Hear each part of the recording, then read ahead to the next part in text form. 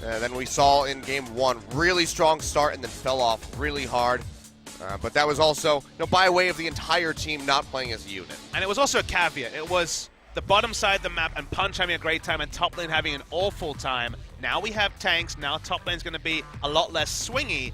If we can see a repeat performance from Punch and his linking up with Guger in terms of invades, and then have, say, tanks who can actually flank engage, maybe that will actually allow the snowball that could have happened in game 1 if Kongdoo had played their early advantage around the 4 members of the bot and mid side a little bit cleaner. And we'll have to see how Maha's going to fare. Was decent on the Varus, good, well positioned, but now this time going over to Ashe, has to push significantly further up into the face of that Poppy. That Rise that can just drop the Rune Prison on him. So he's going to have to be very cautious as a heavy harass bottom lane with this Zyra in tow. But Guger's going to be offering up a lot of shields to try to mitigate that damage. Kongdoo do not want this to become 12 losses in a row. They certainly would love to avoid that one. Would be 5 match losses in a row as well on top of that. But let's go ahead and get onto the Rift for game 2. Max tries to get the roots in onto Soul, but he flashes away just in time to keep himself safe, so no gank going to be coming through for Beyond. He's still poking forward. Won't be spotted yet, coming in. Flashes over Beyond. Guger gets the cocoon in on to Soul. They take him down. Can they get the follow-up kill? Maha going deep and underneath the turret, but he's going to pay for that one with his life. 2 for 1 in the end. MVP putting a couple on the board for the start of the game. See how they deal with that. ADD might die here. It's going really low. Ooh. Flashes away right at the last second from that Keeper's Verdict. Certainly would have led to his death. So he's playing with fire a bit, but here comes a Realm Warp in from Edge. ADD getting back in underneath the turret. He's not that low now. Remember, Does he have Sap Magic? Health. Oh, but there we go. Clean. Yep. Pin comes through. Wasn't able to get an attack off to try to get that heal coming through from the passive. Wish more fans were here. You need to really compliment clean play like that from Kongdoo. It's been at a premium so far this season. Hey man, that one girl with the banner is ecstatic right now. Well, not as big in profile as they were now, but they were still pretty big at the time. I feel like the lyricism in that is not nearly as specific. Yeah, as in a Drake song. Guger though, let's just chain everything together to 100% assure that he dies. Ian chasing in onto Soul. Goes out the chain of corruption. He will lock up Beyond, pops the heal and stay alive. That's just a lot of damage. And now Ian, yeah, he's gonna have to back off. Burns the flash, but still can't get away from that collateral damage. Goes down in the end. Edge has no mana. If he was to come in with the Realm Warp, he'd be so probably should have stayed in mid. Oh, okay. Well, Punch decided to die. That happened. A tank fiesta forever. We should just unironically call the top lane. Flash forward by Edge, lands that Root Prison down on the Ian. Dies. Nothing he can do, he dies. The stuff from Kongdoo Monster, being proactive, picking their spots, no free objectives, no free lunch for MVP. So already an adjustment between sets. Wasn't really an adjustment I expected could happen. It was one of those ones where the call would have been difficult. Guger's stunned. It gets hit, that's going to be the Root coming through. TP thrown down though by Roach. And he's going to go ahead and finish the channel on this. Does he want to flash the wall, try to get on the max? No, the blast cone comes through, takes him to safety. But safety for now because they're wrapping around the back. Realm Warp coming in. TP now coming through from ADD really late. They already jump onto max. They're going to go ahead, finish him off.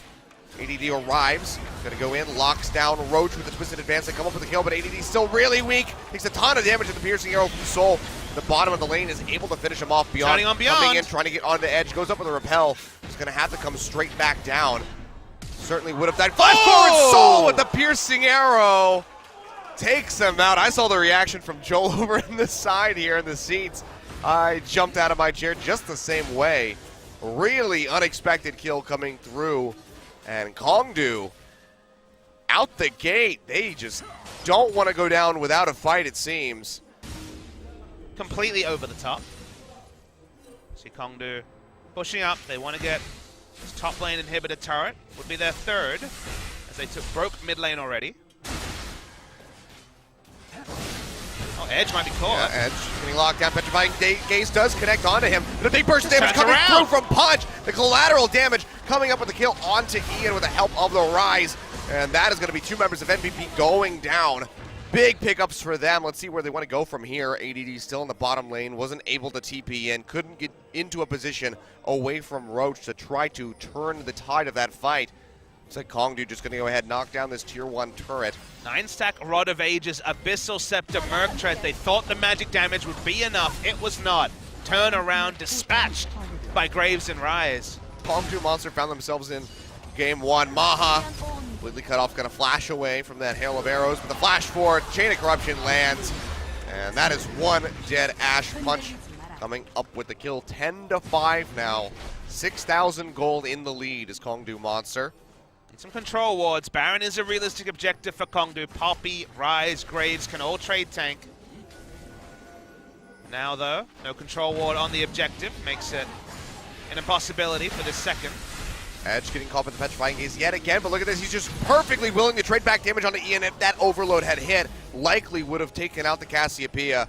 Gets the flash and the cleanse out of him right off the bat. Ian just not having any success whatsoever. Yeah, Reggie comes to pushing forward beyond.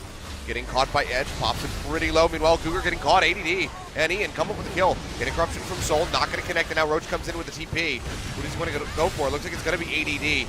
Pins him into the wall, and everybody just shredding down the Maokai as best as they can. Heal comes out, but it's not enough to keep him alive. Maha doing his damnedest, but now Ian falling. That's going to be the flash away from Max to get himself out of that Realm Warp. And he will be able to live a 1-for-1 exchange top laner for support. And now there is no one tanky on the side of MVP. So Kongdoo Monster, they can do whatever they please inside the base. And they're going to start with that mid inhibitor, and looks like this top one is going to fall as well. So much respect shown by MVP, where they got the first pick and then they let ADD get DPS down from full health. All other members of MVP running away. Kongdoo, they're pushing in, they're doing just that though, they're clearing out all this vision. Nice dash away by Punch. Cougar will get hit, big Petrifying Gaze connects on the 2, but can they come up with a kill? Roach goes low, below half HP, Redemption immediately thrown down, and it's like nothing ever even happened to Punch, almost back in full. This isn't pushing anything for Kongdoo Monster, they're not getting more until they actually start the Baron. We see Punch, pull back, no vision on the pit, they do have Hawk Shot, and at least whether it's gone cooldown or not, I can't be clear, but also the blue trinket ward from Maha. No vision yet. Sapling gives them a spot vision. Yeah, Beyond running over, doesn't get hit by that Keeper's Verdict, goes up with the repel, but comes back in, and it's just way too early, smites early, and that is going to be the Baron picked up by Punch. Comes up with a kill as well, and now here we go. Kongdoo Monster just jumping straight in onto the face of MVP. They take out Max and start things off. Maha will fall swiftly thereafter as Soul has just so much damage on this Varus at the moment. That is going to be the ace. Plus the Baron, they have the super creeps coming down the mid lane. That should be game here by Kongdoo Monster. 31 minutes on the board, very decisive. This is the team that we are expecting to come into spring from IM Gyeonggi. They've been absent, but they show up here today in game 2. Yeah, clean ace to get the Baron as well, DPSing down the Elise before smiting it. The cheers are there, and they're well deserved. 11 was the streak, but the streak is broken.